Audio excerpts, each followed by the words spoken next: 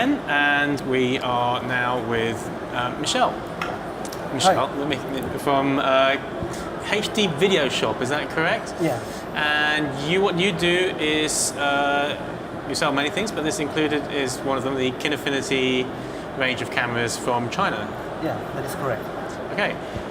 This, I believe, is the Mini, a production. Is this a production model of the Mini? Yeah, that's the best, the flagship of This the is Mini. the flagship of the Mini. This has got all the latest firmware upgrades and everything in it. So for anybody who doesn't know, this is a Chinese-made digital cinema camera that shoots RAW. Right. Do you want to tell us a little bit more about it? Yeah, so it's what we call a 4K ready camera. It has a 4K chip, but a 4K sensor, but it only records in 2K Cinema DNG. And it's especially interesting because of its small size. I think it's the smallest and most lightweight 4K ready camera on the market, with only 1.5 kilogram, grossly 3 pounds. With an external recorder you can record in 4K RAW. And there's one feature which is very special. It has actually, it's two cameras. You can put the sensor to 35, Super 35 or Super 16. So it crops the sensor from Super 35 to Super 16. It's quite funny because I know a certain other manufacturer, namely Sony, have just announced that for their F55 flagship model, and they did it after you guys did it, which is it's quite funny that a Chinese company that people mostly haven't heard of did it for one of the majors with their camera. So interesting stuff. Have you sold many of these cameras? Not so many, a few, but I think it's due to the customers are very hesitant still. Probably because it's from China, but especially because it's a cinema camera, I think. Sorry, excuse me. It needs a lot of work for us to show to people that it's actually reliable and they can use it for their production. And is it, in your experience so far, reliable? Have you shot or gone out with this a lot? Have you found any problems? Yeah, I didn't use it in any major productions, but I've been close to many people who used it, and also based on the feedback which we received over the weeks and months, I think it's ready pretty much. The hardware is ready. The software still has some small bugs, but we saw that with Red in the early stages, so I'm very optimistic. And the price in Europe for this camera? It's €3,200 for the body, pre-tax. Okay. And that's warranted with European warranty. If something goes wrong, they can send it back to you. That's Europe-wide. Within the EU, the European Union, you have 1 year warranty, and whenever anything goes wrong, no customer will ever have to ship it back to China. They ship it back to us, to MJIT in Berlin, and then either we can fix it on the spot or we have to ship it to China, and in the meantime we give a replacement model, and within the warranty time it's completely free, and afterwards we may set up some kind of small rental fee.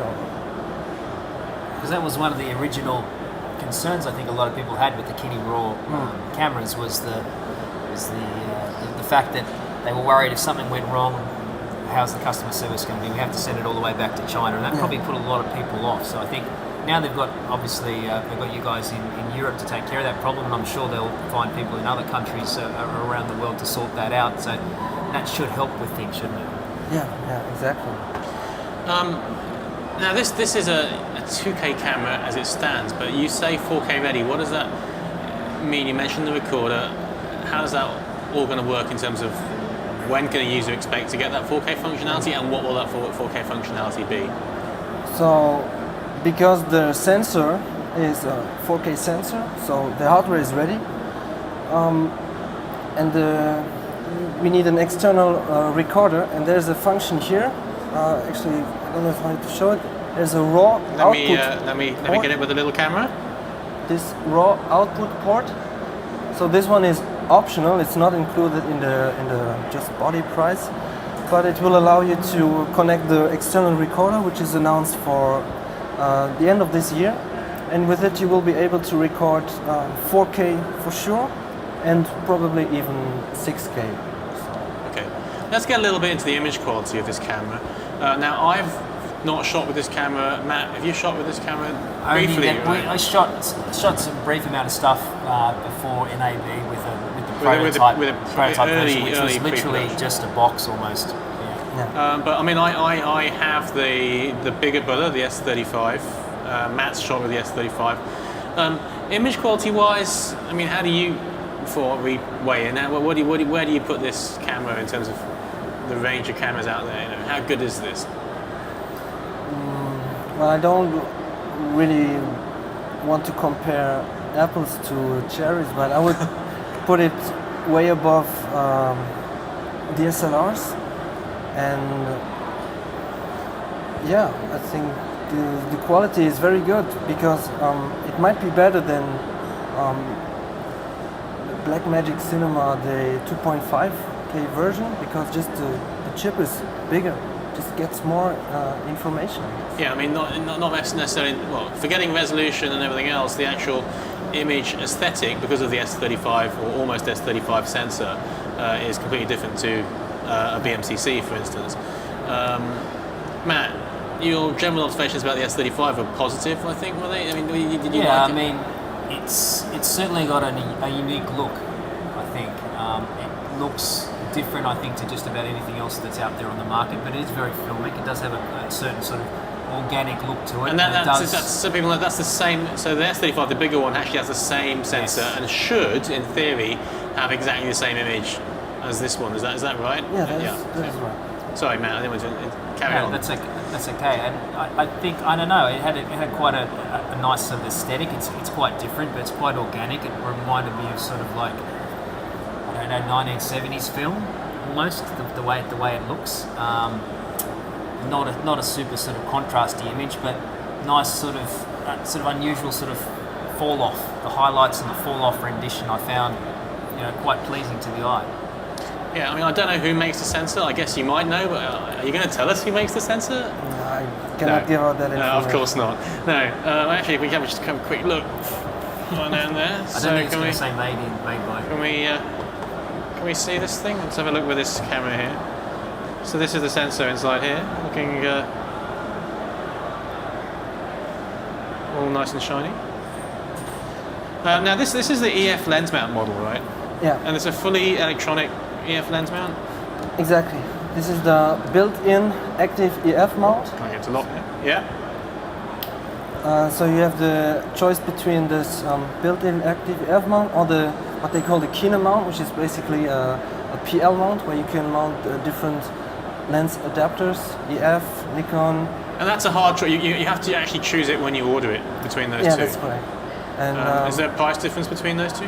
No, basically the price is the same, but if you order the PL mount, the Kina mount, you will need any adapter, and then the price will rise. But we suggest that if you want to use a maximum kind of different lenses, you go for the Kina mount, and then you choose your lens mounts afterwards. Okay. And the other thing to remember with this camera too is that a couple of little quirks there is that it is only HDMI out. There is no SDI. Yeah, I was going to say the outputs are a little bit strange. And your microphone is limited to. This is mono, right? This is a mono audio. Mono 3.5. Let me see if I can get this here. So this here is a mono 3.5 millimeter audio input jack. So you really are going to have to be doing external sound with a recorder or a sound guy, as you should be. But anyway, you need to be. This is the in the light of our previous conversation. This is one camera that probably forces you to think about sound, just because there's virtually no way to get decent sound into it as it stands. And then output-wise, no SDI on this model. Yeah. No SDI. So literally, you have one HDMI down here somewhere. It's on the front, the HDMI. No, the second one. Up the front. There's one at the back too. Yeah, down here somewhere. And there's one in the front, I think, which is, like you said, right up here. So do they run simultaneously? Yeah, they work simultaneously. Okay. Do we know what that camera outputs in terms of? Oh, I guess it's HDMI, so it's probably only. It's 8-bit. 8-bit 422.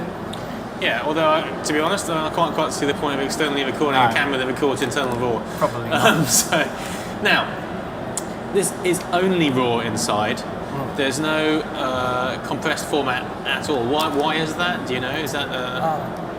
We are not. We don't have any confirmed information on that, but I think it's something with the license with Mac. Okay. ProRes, for example. Okay. So because of that, you're going to need fairly big discs for one, fairly fast discs for two. I mean, what do you recommend to be using in here? Well, I would of course recommend the Kinemag, but That's is no. that's your own SSD. Yeah, that's the SSD by Kinifinity, but you can use actually any kind of SSDs. Right here we have a standard Samsung one. This one costs €100. This is an 840 Pro, 128 gigabyte. Yeah. 140. And that one works. Also the Kingston series, the HyperX, you have 500 gigabyte for €300. So I think that's pretty acceptable. Okay. So, if you want to work with your files from here, you've got a couple of options, I guess. You can just handle the whole thing raw all the way through the chain, looking for software that can handle the Cinema DNG RAW. It's actually very similar to the DNG RAW from the Blackmagic camera. That's right. It's in terms of.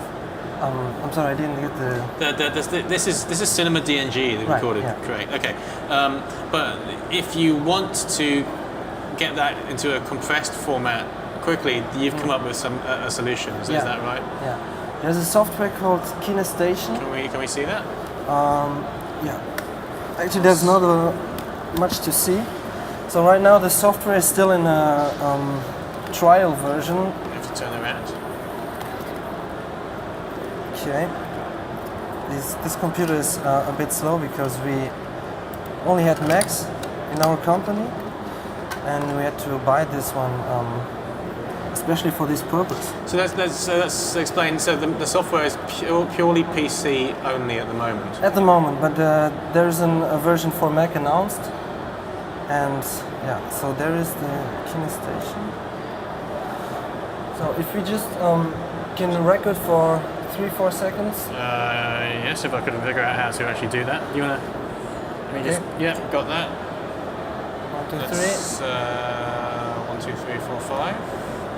Okay, and we're going to stop that. Okay. Now deactivate the SSD.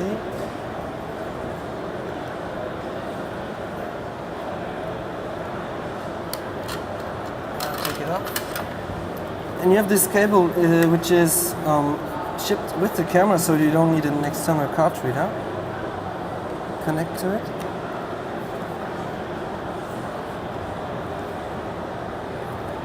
And now, yeah, I can see my folder. I think it's this one. There are our DNG files. Okay, we don't need that. Then I open Kinestation. He asked me the source directory, which is E, this one, and the destination directory. I have created a directory there. Press OK. And there we see there's 236 frames. And now it's converting them. So in the same time that it's uploading to the computer, it's converting it to And what is it going to convert them into? Cineform RAW. Okay, and for those who don't know, what are the advantages of Cineform RAW? I mean, it's RAW and RAW. What are the advantages of Cineform RAW over the Cinema DNG RAW that this camera is recording? Well, I think the Cineform RAW is already a compressed format, so it's much less space. You need a lower performance computer, if you can say it like that. It's much easier workflow. Plus you can view your footage with a player like QuickTime Player, whereas in Cinema DNG you have simple single frames one after another.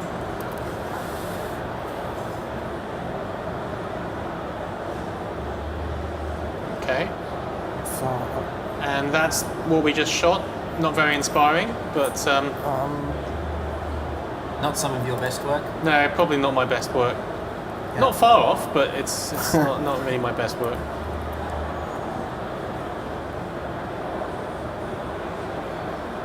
So the image is a bit choppy, but that's because of the old computer. Right. This piece has 12 years. So But that's now the Cineform yeah, RAW. right. And this we can use with Adobe Premiere or any software, and you have your Yeah, in fact, basically, it's got a once you've installed the Cineform RAW, you can basically play back in any QuickTime environment, Exactly, right? So, okay, so that's a way to make this a little bit lighter, the footage a little bit lighter to work with, and still maintain a lot of the raw properties. Is this the end of the? Is this, you know? Do you think this is the going to be around for a while, this model, or do you think that they're going to keep bringing more and more? I mean, people don't know too much about this company. There's 2 cameras in the space of 6 months. Where are they going? I think they are definitely going for a long-term run. So it's not they appear and disappear, and those who have invested into it stand there with empty hands. If we look at how these guys operate, they are very cautious in the beginning with giving out information because they don't want to get maybe distracted by some too much media. But what they do is they react very much on the feedback they receive. I mean, 2 weeks from today, this camera was tested by one of the major bloggers, and he pointed out several points that... Yeah, this is Johnny Bahiri, who also occasionally blogs on our blog, but most of the time writes for Cinema 5D, and he made a list of Right. criticisms, issues that he didn't like, and they replied to him, or they addressed some of those. They replied within 24 hours, and some of the issues he pointed out have already been solved now, and they are very reactive in trying to solve the problems. As we've seen with Blackmagic, it's not easy to build a camera from scratch, and it's pretty amazing to see what Kinifinity have been able to do. Such a tiny company, they've been able to come up with 2 cameras in such a short period of time that give professional results. Well, I mean, I think I take my hats off to both Blackmagic and Kinifinity. I think it's not hard to come into a market full of the major players, Sonys and Canons, and and try and take these guys on, and also to be so responsive to customers. I don't know whether that's going to continue. I hope they will continue to be like that. They won't get too big and mighty to start ignoring their customers. So it's refreshing. Thank you very much for coming on with the camera. Thank you. I wish you luck with that, and hopefully we might see you back here again next year with an improved or a different or a ring super size model one. of this, a ring size model. Okay. Thank you very much. Kinifinity watch. And we're back in 2 minutes.